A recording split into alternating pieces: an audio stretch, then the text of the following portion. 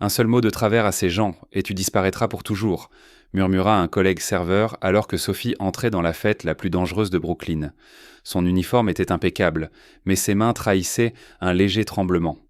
Le manoir le plus majestueux de Brooklyn Heights bourdonnait de la présence de l'élite de la pègre new-yorkaise, des hommes qui pouvaient ordonner un meurtre d'un simple murmure et des femmes étincelantes de diamants qui valaient un peu plus que la vie entière de Sophie.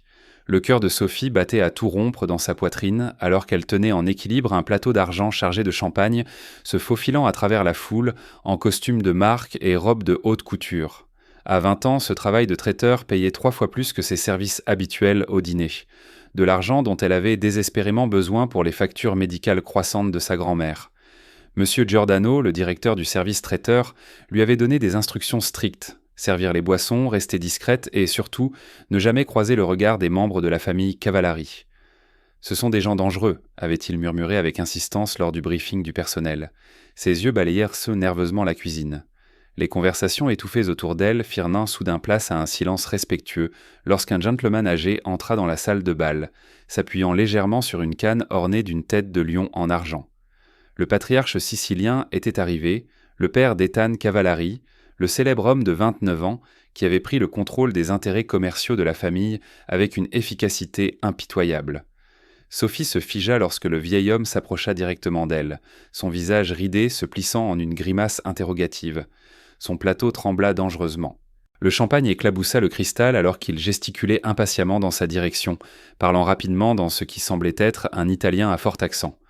Sans réfléchir, Sophie répondit dans un dialecte sicilien impeccable. Les mots coulèrent naturellement, souvenir des leçons dans la cuisine de sa grand-mère. Elle parla doucement, lui offrant une demi-révérence respectueuse qui faillit renverser son plateau. La pièce plongea dans un silence de mort. Les visages se tournèrent envers elle, les expressions allant du choc au calcul, en passant par une hostilité non dissimulée. Elle réalisa instantanément sa catastrophique erreur. Elle s'était révélée être quelqu'un qui comprenait leurs conversations les plus privées, reconnaissait leur patriarche et parlait leur langue maternelle. Monsieur Giordano, blême comme un linge, apparut à ses côtés, tentant de l'entraîner au loin. « Je suis vraiment désolé, monsieur Cavallari, elle est nouvelle, elle ne comprend pas, » commença-t-il. Mais le vieil homme le fit taire d'un seul doigt levé, étudiant Sophie avec un intérêt aigu. « Où as-tu appris à parler l'ancien dialecte, petite » demanda-t-il dans un anglais accentué. Sa voix était étonnamment douce, malgré l'intensité de son regard.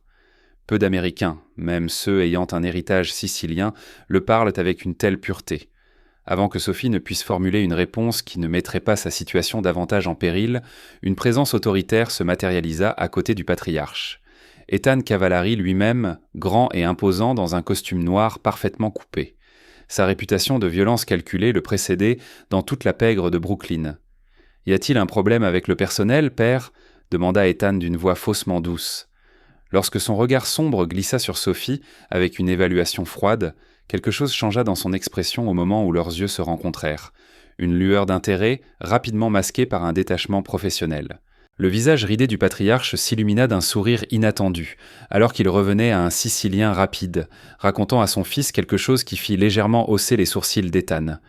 Sophie comprit chaque mot, mais garda son expression soigneusement neutre. Des années à cacher ses capacités linguistiques refirent surface instinctivement. « Mademoiselle, mon père serait honoré si vous vous joigniez à notre table », traduisit inutilement Ethan. Le léger pli au coin de sa bouche suggérait qu'il la soupçonnait de tout comprendre parfaitement. « Il semble que vous l'ayez impressionné, ce qui est inhabituel. » De l'autre côté de la pièce, M. Giordano faisait des signes désespérés, passant son doigt sur sa gorge dans le geste universel signifiant « arrête immédiatement ». Mais les Cavallari ne demandaient sans pas. Ils donnaient un ordre déguisé en invitation. « Je travaille, monsieur », répondit prudemment Sophie, équilibrant le plateau dans ses mains de plus en plus moites. « Vos invités ont besoin d'être servis et je ne peux pas quitter mon poste sans la permission de mon superviseur. » Le patriarche se mit à rire. Un son chaud et sincère qui semblait déplacé dans l'atmosphère tendue. Il passa à l'anglais et s'adressa à la salle. « Mon fils organise cette célébration pour mon 70e anniversaire, mais le cadeau le plus authentique vient d'une source inattendue. Une simple serveuse qui parle le dialecte de notre village. » La main d'Ethan se referma doucement mais fermement sur le coude de Sophie. De son autre main, il lui prit le plateau de champagne et le tendit au serveur le plus proche.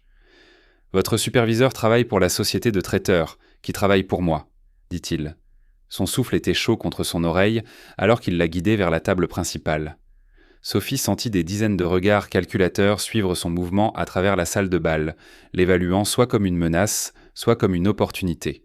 Son simple uniforme noir contrastait violemment avec les tenues de soirée de marque qui l'entouraient, la marquant clairement comme une intruse dans ce monde de pouvoir et de privilèges. Le patriarche s'installa à la place d'honneur au centre de la table, faisant signe à Sophie d'occuper la chaise vide à côté de lui. Une place manifestement réservée à quelqu'un d'important. « Dis-moi ton nom, enfant, et comment une jeune fille américaine en est devenue à parler si magnifiquement le dialecte de mon village natal ?»« Sophie Bennett, monsieur, répondit-elle, consciente qu'Ethan prenait place de l'autre côté, la coinçant de fait entre les deux hommes les plus puissants de la pièce. Ma grand-mère m'a élevée après la mort de mes parents, et elle a insisté pour que j'apprenne correctement l'ancienne langue. » Les yeux du patriarche se plissèrent avec un intérêt soudain. Il se pencha en avant pour étudier son visage de plus près. « Bennett n'est pas un nom sicilien ?» remarqua-t-il, son ton indiquant clairement qu'il attendait une explication plus complète. Le nom de jeune fille de ma grand-mère était Ferrara, d'un petit village dans les collines au-dessus de Palerme, expliqua Sophie. La douleur familière de la perte lui serra brièvement la gorge. Elle a épousé un soldat américain après la guerre et a déménagé ici, mais elle n'a jamais oublié ses racines. À côté d'elle, la posture d'Ethan se raidit. Ses doigts serrèrent momentanément le verre de cristal contenant une liqueur ambrée. Le nom de Ferrara avait clairement une signification, bien que Sophie ne puisse pas comprendre pourquoi la famille de sa grand-mère serait connue de ces puissants criminels. « Ferrara », répéta le patriarche songeur, échangeant un regard chargé de sens avec son fils. « Ta grand-mère était-elle, par hasard, liée à Giovanni Ferrara, celui qui avait 3 filles avant la guerre ?» Le cœur de Sophie s'emballa alors qu'elle hochait lentement la tête, réalisant soudain qu'elle était tombée sur quelque chose de bien plus complexe qu'un simple travail de traiteur. « C'était mon arrière-grand-père, monsieur, » confirma-t-elle, observant la reconnaissance poindre sur le visage du vieil homme. Le patriarche reprit le dialecte sicilien, parlant trop vite pour qu'elle puisse tout suivre, mais elle saisit des fragments concernant une dette de sang, l'honneur et, plus inquiétant encore, un enfant disparu. Ethan répondit dans le même dialecte. Sa voix était basse et insistante, lui jetant de temps à autre des regards aux expressions indéchiffrables. « Il semble que nous ayons beaucoup à nous dire, Sophie Bennett, » dit enfin le patriarche en anglais, lui tapotant la main avec une tendresse surprenante. « Mon fils veillera à ce que tu sois correctement dédommagé pour ton service manqué ce soir. » Une femme élégamment vêtue à la table se pencha en avant. Ses diamants brillaient comme de la glace alors qu'elle toisait Sophie avec une hostilité ouverte. Comme c'est pratique qu'une descendante des Ferrara apparaisse juste au moment où nous discutions de l'expansion à Brooklyn Heights, remarqua-t-elle avec une douceur venimeuse. La main d'Ethan se posa dans le dos de Sophie. Un geste de protection subtil mais clair qui surprit tout le monde à table, y compris Sophie elle-même. « Fais attention, tante Gina, » dit-il doucement, bien que l'avertissement dans sa voix soit indéniable. « Nous traitons les invités avec respect dans cette maison, surtout ceux qui ont des liens familiaux. » La nuit se déroula dans un brouillard de présentations et de conversations cryptiques qui tournaient autour de sujets que Sophie ne pouvait pas entièrement saisir. Pendant tout ce temps, le patriarche la garda près de lui, posant des questions sur sa grand-mère, sa vie, ses difficultés à payer l'université, tout en cumulant plusieurs emplois. Lorsque la fête commença enfin à se calmer vers minuit, Ethan conduisit Sophie dans le jardin privé du manoir, loin des regards et des oreilles indiscrètes. Le clair de lune argentait les haies taillées et illuminait une vue spectaculaire sur la ligne d'horizon de Manhattan de l'autre côté de l'eau. « Mon père croit que votre apparition ce soir est plus qu'une coïncidence, » dit Ethan sans préambule. Ses mains étaient nonchalamment glissées dans ses poches alors qu'il étudiait son visage. C'est un homme superstitieux qui voit des signes et des présages là où d'autres voient là soit le hasard. Sophie croisa les bras, luttant contre un frisson qui n'avait rien à voir avec l'air frais de la nuit. « Et vous, qu'en croyez-vous, monsieur Cavallari ?» demanda-t-elle, rassemblant un courage qu'elle ne ressentait pas. « Parce que je suis juste venue ici pour servir des boissons et gagner mon salaire. » Un fantôme de sourire effleura ses lèvres alors qu'il secouait légèrement la tête. « Je crois aux risques calculés et aux faits vérifiables, » répondit-il, s'approchant jusqu'à ce qu'elle puisse sentir son eau de Cologne coûteuse. « C'est pourquoi j'ai fait des recherches approfondies sur vous pendant la fête. » Le souffle de Sophie se coupa. L'indignation luttait contre la peur. « Vous n'en aviez pas le droit, » protesta-t-elle en reculant d'un pas instinctif. « Ma vie ne vous regarde pas, peu importe qui était ma grand-mère. » « C'est devenu mon affaire à l'instant où vous avez parlé à mon père dans un sicilien parfait, » rétorqua Ethan. Sa voix restait douce malgré l'intensité de son regard. « Peu de gens me surprennent, Sophie Bennett, mais vous m'avez surpris 2 fois ce soir. Les lumières du jardin éclairaient ses traits, révélant un visage trop beau pour appartenir à quelqu'un ayant sa réputation. Sophie se rappela fermement que cet homme avait probablement ordonné des morts aussi nonchalamment que d'autres commandent un café, peu importe à quel point ses yeux sombres semblaient prendre voir à travers elle. « Votre grand-mère n'était pas n'importe quelle Ferrara », poursuivit-il, sortant un dossier en cuir de la poche intérieure de sa veste. « Elisabetta Ferrara était promise au frère de mon grand-père avant la guerre. Elle était considérée comme de la famille. » Sophie ouvrit le dossier avec des doigts tremblants, haletant à la vue de la photo sépia à l'intérieur. Sa grand-mère, jeune femme, se tenant à côté d'un bel homme en uniforme militaire. Sa grand-mère n'avait jamais mentionné de fiançailles avant de rencontrer le grand-père de Sophie. « La guerre les a séparés », expliqua Ethan. Sa voix était étonnamment douce alors qu'il la regardait digérer cette révélation. « Votre grand-mère croyait qu'Antonio Cavallari était mort à Anzio. C'est pourquoi elle a épousé plus tard votre grand-père américain lorsqu'il était en poste en Sicile. » Les implications déferlèrent sur Sophie comme un raz-de-marée. Son esprit s'emballa pour relier les fragments d'histoire d'enfance que sa grand-mère lui avait racontés.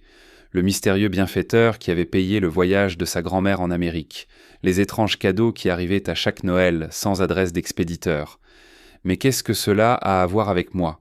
demanda Sophie, s'efforçant de comprendre pourquoi ces hommes puissants se souciaient soudainement de son existence. Ses fiançailles ont été rompues il y a 70 ans. Cela ne peut plus avoir d'importance maintenant. L'expression d'Ethan s'assombrit alors qu'il reprenait le dossier, le rangeant soigneusement dans sa veste. C'est important parce que les familles Ferrara et Cavallari ont prêté un serment de sang. Nos familles seraient un jour unies, dit-il gravement, observant sa réaction avec une intensité troublante. Le clair de lune projetait des ombres dramatiques à travers le jardin, alors qu'une voiture noire et élégante s'engageait silencieusement dans l'allée en contrebas. 3 hommes en costume sombre en sortirent d'un pas déterminé. Sophie n'avait pas besoin de relations criminelles pour reconnaître la menace silencieuse qu'ils représentaient. « La famille Rizzi », dit doucement Ethan, suivant son regard vers les nouveaux arrivants. « Nos principaux rivaux commerciaux à Brooklyn, et ils ne sont pas là pour faire la fête. L'anniversaire de mon père attire toujours ceux qui viennent tester nos défenses. » Sophie comprit soudain la position précaire dans laquelle elle se trouvait. Une civile jetée par hasard dans un monde dangereux de familles rivales et de vieilles vendettas. « Je dois partir », murmura-t-elle avec urgence, calculant déjà l'itinéraire le plus rapide vers l'entrée de service. La main d'Ethan attrapa son poignet. Sa poigne était ferme mais non douloureuse alors qu'il se rapprochait. « Vous ne pouvez pas partir maintenant, » dit-il, la voix tombant presque à un murmure. « Les Rizzi ont des informateurs partout, y compris parmi le personnel de la restauration. S'ils apprennent votre lien avec ma famille, vous deviendrez une cible. » La porte du jardin s'ouvrit alors que le patriarche sortait, flanqué de 2 gardes du corps qui se positionnèrent discrètement parmi les taupières. Son visage ridé semblait sombre au clair de lune alors qu'il s'approchait de Sophie et de son fils. « Ils savent », dit-il sans préambule. Son accent s'épaissit d'une inquiétude évidente. Quelqu'un a reconnu la fille et a passé un appel. Nicolas Ricci pose des questions sur la petite fille, Ferrara qui parle l'ancien dialecte. Les genoux de Sophie faillirent à se dérober alors que tout le danger de sa situation devenait clair. Ses compétences linguistiques et son lien familial venèrent de faire d'elle un pion dans un jeu qu'elle ne comprenait pas. « Ma grand-mère !» s'écria-t-elle. Une terreur soudaine lui serra la poitrine. « S'il ça vaut pour moi, il pourrait en s'en prendre à elle. » Ethan était déjà au téléphone, donnant des ordres, tout en gardant une main protectrice dans le dos de Sophie. « Équipe de sécurité à Brighton Beach. Femme âgée, cible potentielle », ordonna-t-il. Puis, il débita rapidement l'adresse de sa grand-mère avec une précision alarmante. Le patriarche serra les mains froides de Sophie entre les siennes, plus chaudes. Ses yeux étaient remplis d'un étrange mélange de culpabilité et de détermination. « Nous avons promis à ton arrière-grand-père que nous protégerions son sang si les familles étaient un jour réunies, » dit-il solennellement. « Ce soir, ce serment est activé. » Une agitation soudaine éclata près de l'entrée principale du manoir. Des voix élevées, suivies du son indubitable de verres brisés et du cri effrayé d'une femme. Les gardes du corps resserrèrent immédiatement les rangs autour du patriarche, tandis qu'Ethan tirait Sophie derrière une colonne. « Votre grand-mère est en sécurité », murmura Ethan, vérifiant un message texte tout en gardant Sophie à l'abri derrière son corps. « Mes hommes l'ont transférée dans notre établissement médical de Manhattan, où elle recevra de meilleurs soins que n'importe quel hôpital ne pourrait lui fournir. » L'aube se levait sur Brooklyn lorsque l'élégante Audi noire d'Ethan se gara devant un entrepôt converti près du front de mer. Sophie n'avait pas été autorisée à rentrer chez elle, ni même à récupérer ses affaires. La menace de la famille Rizzi était passée de théorique à immédiate au cours de cette nuit chaotique. « C'est l'une de nos planques », expliqua Ethan, la guidant à travers une entrée de service anonyme. « Peu de gens la connaissent, et ceux qui la connaissent sont d'une loyauté absolue. Vous serez protégés ici. » La façade industrielle brute laissa place à un superbe appartement en loft avec des baies vitrées donnant sur l'East River. Du verre de sécurité que Sophie soupçonnait capable de résister à une petite explosion. Le contraste entre le quartier difficile à l'extérieur et le luxe à l'intérieur était saisissant. Sophie s'effondra sur le canapé en cuir.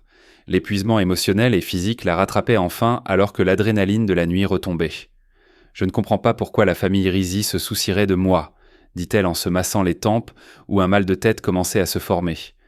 Ethan s'approcha d'un panneau mural dissimulé, révélant un système de sécurité de pointe qu'il activa rapidement avant de la rejoindre. « Parce que les Ferrara n'étaient pas juste une famille sicilienne », expliqua-t-il patiemment. Avant la guerre, ils contrôlèrent les routes commerciales les plus précieuses entre la Sicile et New York. Sophie le regarda, incrédule, essayant de concilier cette information avec les souvenirs de sa douce grand-mère, lui apprenant à faire des cannolis dans leur minuscule cuisine. « C'est impossible », objecta-t-elle faiblement. « Ma grand-mère vivait dans un petit appartement à Brighton Beach, joignant à peine les deux bouts. C'est parce qu'Elisabetta Ferrara s'est retirée de cette vie, répondit Ethan desserrant sa cravate alors qu'il s'asseyait en face d'elle. Elle a choisi l'amour plutôt que le pouvoir, votre grand-père américain plutôt que les obligations familiales. Tout le monde n'a pas approuvé son choix. La lumière du matin filtrait à travers les fenêtres lorsqu'on frappa à la porte, annonçant l'arrivée du petit déjeuner et, ce qui était plus important pour Sophie, des vêtements propres.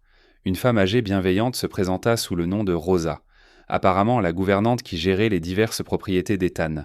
« Vous ressemblez trait pour trait à votre grand-mère quand elle était jeune », remarqua Rosa en déposant un plateau de café et de pâtisserie. « Je vous ai reconnu tout de suite à la fête, avant même que vous ne parliez l'ancien dialecte. Les yeux des Ferrara ne changent pas d'une génération à l'autre. » Sophie accepta le café avec gratitude, son riche arôme la ramenant momentanément à quelque chose de normal au milieu de cette situation surréaliste. « Comment connaissez-vous ma grand-mère » demanda-t-elle, remarquant que Rosa et Ethan échangeaient un regard entendu. « Rosa était la plus proche amie de ma mère, » expliqua Ethan, une douceur inattendue dans la voix. « Et avant cela, elle était une amie d'enfance de votre grand-mère en Sicile. » « Quand nous avons réalisé qui vous étiez, » confirma Rosa. Rosa tapota affectueusement la main de Sophie avant de se retirer discrètement, la laissant seule avec Ethan. Le silence s'étira entre eux, rempli de questions tacites et de complications qui semblaient se multiplier à chaque heure qui passait. « Pourquoi suis-je vraiment ici, Ethan ?» demanda enfin Sophie, posant prudemment sa tasse de café. « Pas seulement pour ma protection. Vous auriez pu m'assigner des gardes sans m'amener personnellement dans votre planque privée. » Un léger sourire effleura ses lèvres alors qu'il se penchait en avant, les coudes sur les genoux. « Fille intelligente, reconnut-il d'un léger signe de tête.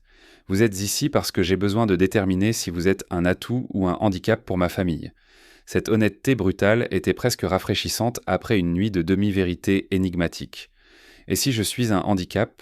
le défia Sophie, croisant son regard sans ciller, malgré la peur qui lui nouait l'estomac. « Qu'est-ce qui se passera alors ?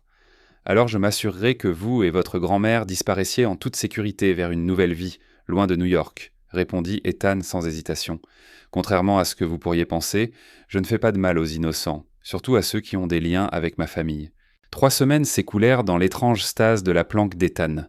Le monde de Sophie s'était réduit à des visites quotidiennes à sa grand-mère dans l'établissement médical privé et à de longues soirées dans le loft au bord de l'eau. Son ancienne vie, le travail au dîner, les cours au community college, semblaient incroyablement lointaines. Rosa devint une alliée inattendue pour Sophie, partageant des histoires de Sicile qui comblaient les lacunes de son histoire familiale et lui apprenant des recettes traditionnelles que sa grand-mère avait simplifiées pour les cuisines américaines. « Tes mains se souviennent des anciennes méthodes », remarqua Rosa avec approbation. Le son du système de sécurité se désactivant annonçait le retour d'Ethan chaque soir. Sa réputation dangereuse devenait de plus en plus difficile à concilier avec l'homme qui apportait de la glace de la boutique préférée de sa grand-mère ou qui s'asseyait patiemment pour lui expliquer des stratégies d'échecs complexes lorsqu'elle ne pouvait pas dormir. Les familles Ferrara et Cavallari étaient autrefois partenaires, pas rivales, expliqua-t-il un soir alors qu'ils dînèrent sur le toit-terrasse. Ton arrière-grand-père Giovanni et mon grand-père Salvatore ont bâti leur entreprise d'importation ensemble, après avoir immigré en Amérique dans les années 1920. Sophie enroula des pattes autour de sa fourchette, digérant cette nouvelle information sur le passé de sa famille. Mais quelque chose s'est produit qui en a fait des ennemis, suggéra-t-elle, commençant à comprendre que le danger actuel prenait racine dans des conflits vieux de plusieurs décennies. L'expression d'Ethan s'assombrit alors qu'il remplissait leur verre de vin. Les lumières de la ville créaient une toile de fond scintillante derrière lui. Le partenariat commercial a pris fin lorsque la famille Rizzi a organisé l'explosion d'un entrepôt qui a tué ton arrière-grand-père et le frère de mon grand-père, l'homme que ta grand-mère était censée épouser. Les pièces du puzzle s'assemblaient enfin, révélant une tapisserie complexe de rivalités commerciales, de tragédies familiales et d'alliances brisées qui avaient, d'une manière ou d'une autre, abouti à ce qu'elles servent des boissons à une fête d'anniversaire. Et maintenant, les Rizzi pensent que je représente une réunification des intérêts Ferrara et Cavallari, conclut-elle. Un véritable sourire transforma momentanément l'expression habituellement gardée d'Ethan. Vous comprenez vite, remarqua-t-il, l'étudiant avec une approbation évidente. C'est exactement ce qu'ils craignent, que nos familles se réconcilient et reprennent notre territoire combiné, ce qui menacerait leur contrôle sur les docks de Brooklyn. Sophie posa sa fourchette. L'appétit avait soudainement disparu sous le poids de l'histoire qui pesait de tous côtés. Mais je ne suis qu'une personne. Je ne contrôle aucun territoire et je n'ai aucun pouvoir. Ma grand-mère a laissé ce monde derrière elle il y a des décennies. Le pouvoir prend de nombreuses formes, répondit Ethan énigmatiquement, ses yeux sombres reflétant les lumières de la ville. Les vieilles familles respectent les lignées de sang et les revendications historiques. Votre simple existence représente un changement potentiel dans les alliances qui rend tout le monde nerveux. Sophie regarda l'horizon de Manhattan. Le poids des attentes générationnelles pesait sur ses épaules comme une cape invisible. Elle pensa à ses manuels universitaires qui prenaient en la poussière dans son appartement abandonné, au diplôme de commerce qu'elle poursuivait pour aider la petite boulangerie dont rêvait sa grand-mère, sans jamais imaginer que cela la préparerait à gérer un empire maritime. « Il y a une cérémonie », expliqua Ethan. Sa voix s'adoucit alors qu'ils remplissaient leur verre. Une ancienne tradition sicilienne, lorsque les lignées de sang sont réunies après avoir été déchirées par la tragédie. Mon père croit que le respect de ces coutumes renforcera notre position auprès des autres familles et vous protégera plus efficacement que n'importe quel garde du corps. Le rituel complexe qu'il décrivit, impliquant du vin béni, des serments anciens prononcés dans un dialecte si vieux que peu pouvaient le comprendre, et l'échange de reliques familiales, semblait appartenir à un roman historique plutôt qu'au Brooklyn moderne. Mais Sophie en avait assez vu ces dernières semaines pour comprendre que ces traditions avaient un réel pouvoir dans leur monde. Ses doigts effleurèrent inconsciemment une petite médaille en or qu'elle portait depuis l'enfance, un cadeau de sa grand-mère, portant un curieux blason qu'elle n'avait jamais reconnu. Les yeux d'Ethan suivirent son mouvement. La reconnaissance brilla dans son expression alors qu'il prenait doucement sa main pour examiner la médaille de plus près. « Le symbole de la famille Ferrara », confirma-t-il doucement. « Votre grand-mère n'a jamais vraiment laissé son passé derrière elle. » La porte du toit-terrasse s'ouvrit brusquement alors qu'un membre de l'équipe de sécurité d'Ethan sortait. Son expression était urgente. « Nous avons un problème, patron », rapporta-t-il sèchement. « Quelqu'un a accédé au système de sécurité de l'hôpital. Ils ont trouvé la chambre de la grand-mère. » Sophie était déjà sur pied. Son cœur battait contre ses côtes alors qu'Ethan donnait des ordres rapides dans son téléphone. « Préparez la voiture », ordonna-t-il au garde, puis il se tourna vers Sophie avec une tendresse inattendue. « Nous arriverons à temps, je vous le promets. » Le couloir de l'hôpital s'étendait sans fin devant eux. Alors qu'il courait vers l'aile privée où sa grand-mère se rétablissait, l'esprit de Sophie s'emplissait de possibilités horribles. Sa douce grand-mère prise entre les feux d'une vendetta qui précédait sa naissance. Lorsqu'ils atteignirent enfin la chambre, Sophie faillit s'effondrer de soulagement à la vue de sa grand-mère, assise calmement dans son lit et faisant des mots croisés, tandis que 2 gardes armés montaient dans la garde avec vigilance à sa porte. L'attaque avait été déjouée avant même d'avoir commencé. Quelqu'un a divulgué sa position, gronda Ethan. Sa voix était mortellement calme alors qu'il examinait les images de sécurité sur sa tablette. Ses doigts se déplaçaient rapidement sur l'écran, rembobinant et visionnant différents angles de caméra des couloirs de l'hôpital. Sophie s'assit à côté de sa grand-mère. Leurs mains étaient entrelacées, tandis que la vieille femme somnolait paisiblement, ignorant à quel point le danger s'était approché.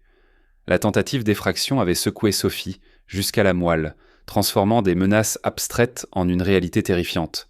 « Le voilà », dit soudain Ethan, figeant la vidéo sur une image montrant un visage familier entrant dans la zone de sécurité restreinte. « Carlo Bernardi, mon cousin, est le comptable de notre famille. Il est avec nous depuis 15 ans. » La trahison frappa plus fort encore parce que Sophie avait rencontré Carlo à plusieurs réunions de famille au cours des dernières semaines, le trouvant charmant et apparemment dévoué à la cause des Cavallari. Il avait même apporté des fleurs à sa grand-mère lors d'une visite à l'hôpital. « Pourquoi votre propre cousin travaillerait-il avec les Risi ?» demanda Sophie, essayant de comprendre le réseau complexe de loyauté et de trahison qui l'entourait. « Il semblait sincèrement dévoué aux intérêts de votre famille. » L'expression d'Ethan se durcit, devenant froide et calculatrice, ce qui rappela brusquement à Sophie sa réputation. « L'argent, très probablement, » répondit-il, tapant déjà des instructions rapides à son équipe de sécurité. « Ou peut-être un levier. Les Risi ont peut-être quelque chose sur lui. » 6 heures plus tard, Sophie regardait à travers une vitre sans teint Ethan confronter son cousin dans une salle d'interrogatoire spartiate sous l'entrepôt. Le costume de marque de Carlo était froissé. Son assurance d'antan avait été remplacée par une peur panique alors qu'il faisait face aux conséquences de sa trahison. « Je n'ai jamais voulu que quelqu'un soit blessé, » bégaya Carlo, la sueur perlant sur son front malgré la température fraîche de la pièce. « Il voulait juste des informations sur la fille. Pourquoi elle comptait tant pour ton père ?» L'estomac de Sophie se noua alors qu'elle réalisait à quel point sa présence avait déstabilisé le fragile équilibre du pouvoir dans la hiérarchie criminelle de Brooklyn. Des vies étaient maintenant en danger à cause d'un lien dont elle ignorait l'existence un mois auparavant. Ethan restait étrangement calme alors qu'il tournait autour de son cousin, les mains jointes dans le dos, dans une posture qui le rendait en quelque sorte plus dangereux que n'importe quelle menace évidente. « Tu as accédé à des dossiers médicaux privés, désactivé le protocole de sécurité et vendu l'information à Nicolas Risi. » Les yeux de Carlo balayaient frénétiquement la pièce, cherchant une issue ou une pitié qui n'existait pas. « La fille Ferrara n'est qu'une serveuse, » objecta-t-il, la voix montant dans la panique. « Pourquoi tout risquer pour quelqu'un sans lien réel avec nos affaires ? C'est là que tu te trompes, » répondit doucement Ethan, faisant glisser un document sur la table. Un test ADN comparant les marqueurs génétiques de Sophie à ceux de la lignée Ferrara. Elle, c'est la dernière descendante directe de la fille aînée de Giovanni Ferrara. Cette révélation fit parcourir un frisson glacial dans le dos de Carlo alors qu'il fixait le document. La compréhension se fit jour sur son visage.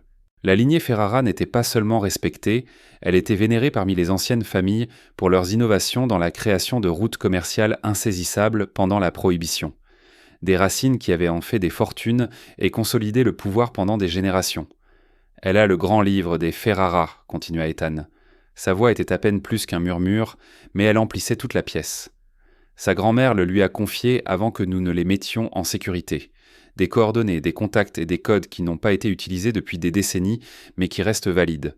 Le visage de Carlo devint livide à la mention du légendaire Grand Livre, un livre dont on chuchotait l'existence dans les cercles criminels, mais qu'on croyait perdu dans le chaos de l'après-guerre.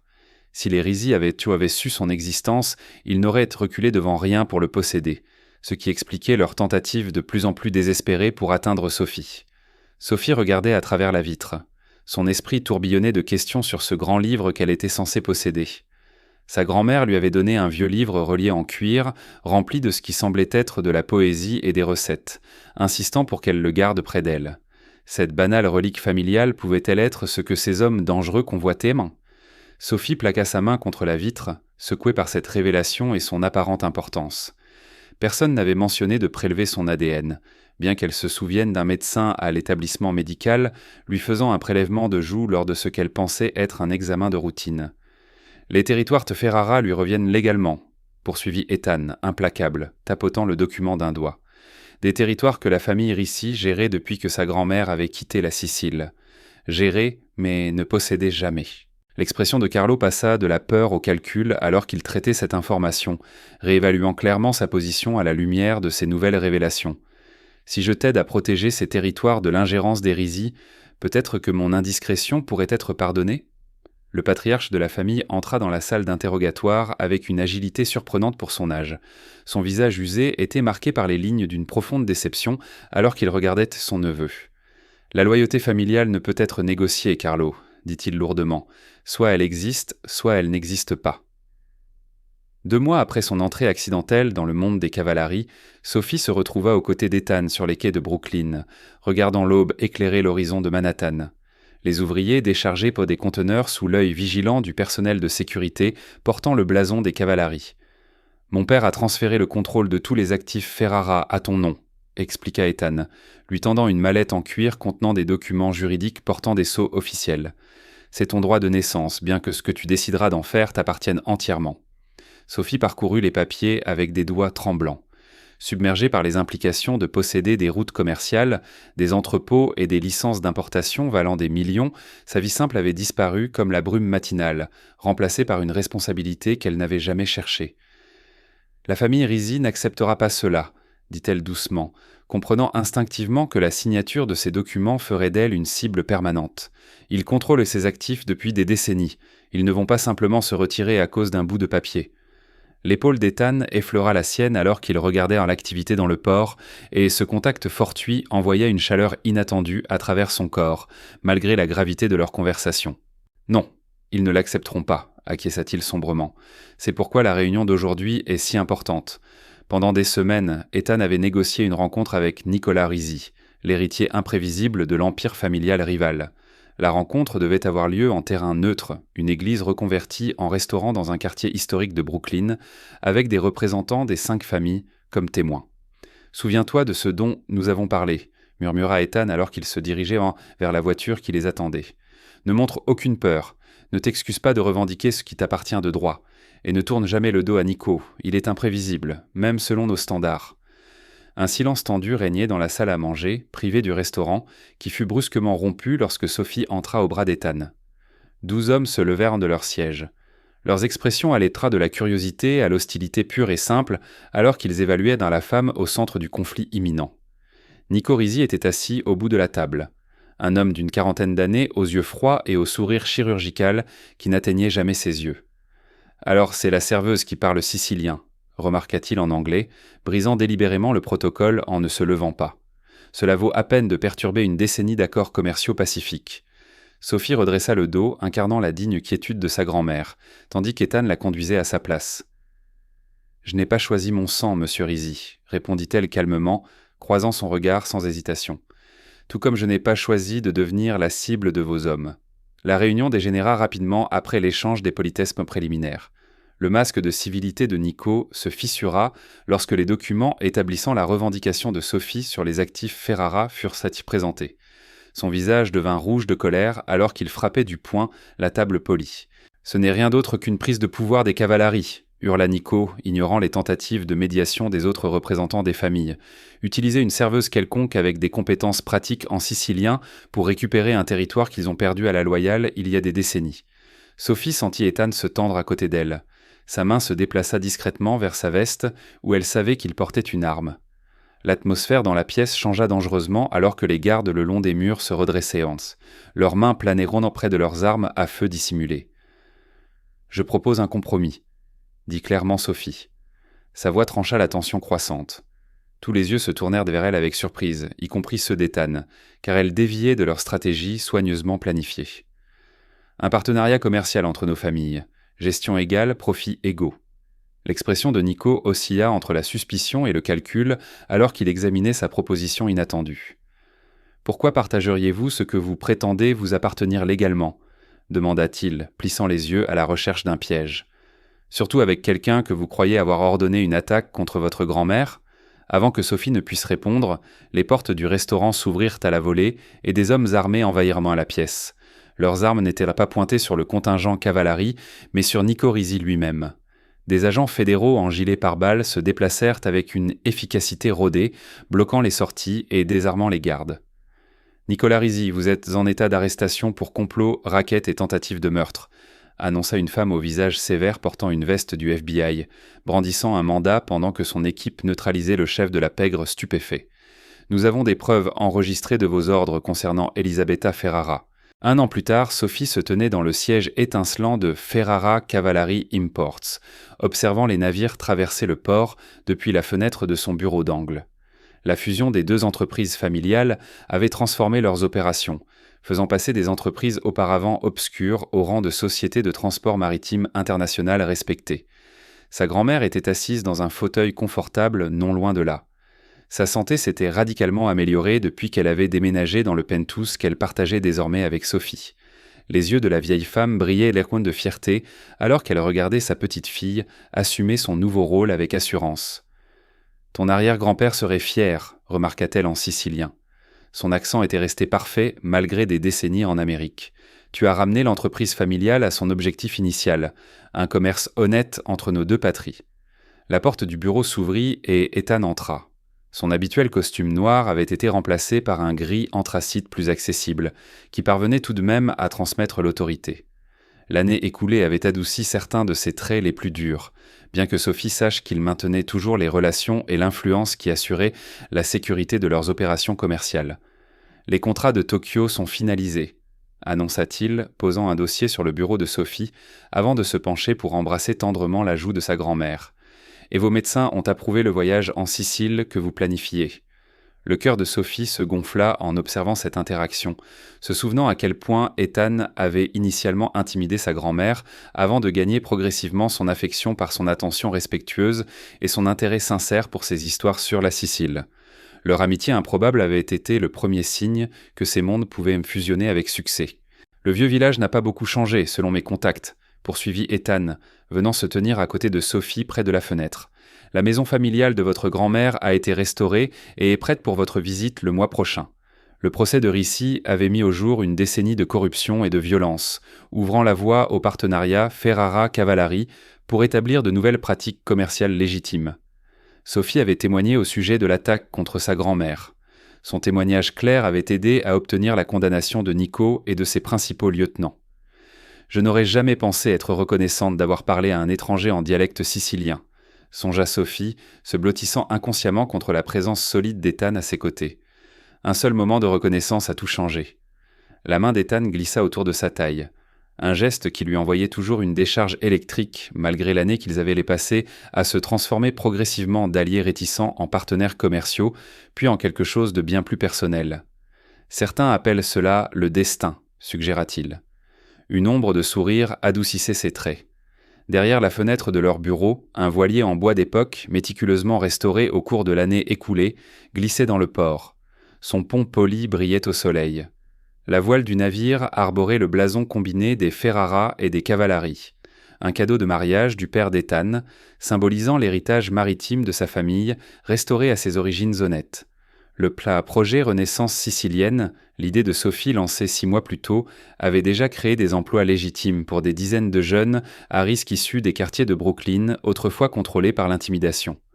Les recettes de sa grand-mère, désormais produites dans une cuisine commerciale tenue par ces mêmes jeunes, apparaissaient sur les étagères des épiceries fines de tout New York. « Le bureau du gouverneur a appelé ce matin », mentionna nonchalamment Ethan, bien que Sophie ait décelé la fierté dans sa voix. « Ils veulent que nous dirigions la commission de revitalisation du port. Il semble que notre réputation pour transformer les entreprises familiales ait fait impression à Albany. » Sophie se serra contre sa présence solide, toujours émerveillée de voir à quel point sa vie avait complètement changé en un an. De serveuse en difficulté à dirigeante d'entreprise respectée. De la dissimulation de son héritage à son acceptation totale. La langue qu'il avait autrefois mise en danger était devenue son plus grand atout, jetant des ponts entre les cultures et guérissant des blessures qui avaient suppuré pendant des générations. La grand-mère de Sophie s'éclaircit la gorge de manière significative, se levant de son fauteuil avec un sourire entendu. « Je vais vous laisser discuter affaires, tous les deux, » dit-elle. La lueur dans ses yeux indiquait clairement qu'elle ne croyait pas une seconde qu'ils allaient en parler affaires. « N'oubliez pas, nous sommes attendus à Little Italy pour dîner avec ton père ce soir. » Alors que la porte se fermait derrière sa grand-mère, Ethan tourna Sophie face à lui. Son expression était inhabituellement nerveuse. « Je porte ça sur moi depuis des semaines, » avoua-t-il, sortant une petite boîte en velours de sa poche. « J'attendais le bon moment, qui ne semble jamais arriver dans nos vies chaotiques. » Le souffle de Sophie se coupa lorsqu'il ouvrit la boîte, révélant une bague ancienne en platine sertie d'une émeraude entourée de diamants. Élégante, unique et si différente des bijoux ostentatoires qui ornaient les doigts de la plupart des épouses de la mafia. « Elle appartenait à ma grand-mère, » expliqua-t-il doucement. L'émeraude capta la lumière du matin, projetant des reflets verts sur le visage de Sophie alors qu'elle étudiait sa monture complexe. La pierre avait été extraite en Sicile et amenée en Amérique par le grand-père d'Ethan comme son seul bien de valeur, un talisman d'espoir dans les moments difficiles, qui était finalement devenu le symbole de sa réussite dans le Nouveau Monde. « Mon père m'a dit que cette bague n'avait jamais été offerte à quelqu'un en dehors de notre sang, » expliqua Ethan. Quelque chose de vulnérable passa dans son expression habituellement gardée. Elle attendait le jour où nos familles pourraient vraiment guérir la fracture que la tragédie avait créée il y a des décennies. Sophie laissa courir ses doigts tremblants sur le filigrane ancien, reconnaissant des motifs similaires à ceux gravés sur le vieux peigne en argent de sa grand-mère. Un savoir-faire sicilien qui liait leur famille à travers le temps et les océans. C'était plus qu'une demande en mariage. C'était l'accomplissement d'une promesse faite avant même leur naissance. Autour d'eux, les bruits du port s'estompèrent en un lointain murmure alors que le poids de l'histoire et des possibilités s'installait entre eux. Deux personnes nées dans des mondes séparés qui n'en formèrent autrefois qu'un, se tenaient maintenant au seuil de la réunification dont leurs ancêtres avaient rêvé, mais qu'ils n'avaient sans jamais vu. Les familles vraiment unies, murmura Sophie, comprenant le poids symbolique de ce bijou de famille qui lui était offert. Le serment de sang entre les Ferrara et les Cavallari ne serait pas accompli par des contrats commerciaux, mais par le mariage, une véritable union, pas une alliance stratégique. Ethan posa un genou à terre devant elle, surprenant Sophie par ce geste traditionnel de la part d'un homme qui bafouait habituellement les conventions. « Sophie Bennett, dit-il, la voix rauque d'une émotion rarement montrée. Voulez-vous construire cette nouvelle vie avec moi, loin des ombres dans lesquelles nos familles ont autrefois vécu ?» Les larmes brouillèrent la vue de Sophie alors qu'elle hochait la tête, tendant sa main gauche tremblante. « Oui, murmura-t-elle alors qu'il lui glissait la bague au doigt. De servir des boissons à la fête de ton père, à ça. Qui aurait pu le prédire? L'horizon de Brooklyn s'étendait devant eux, alors qu'Ethan la tirait dans ses bras. Leur silhouette encadrée par la lumière des baies vitrées du bureau, où ils avaient créé quelque chose qu'aucune des deux familles n'aurait pu accomplir seule. Un avenir non entravé par les péchés du passé, construit sur l'honnêteté plutôt que sur la peur. Merci à tous ceux qui ont suivi cette histoire.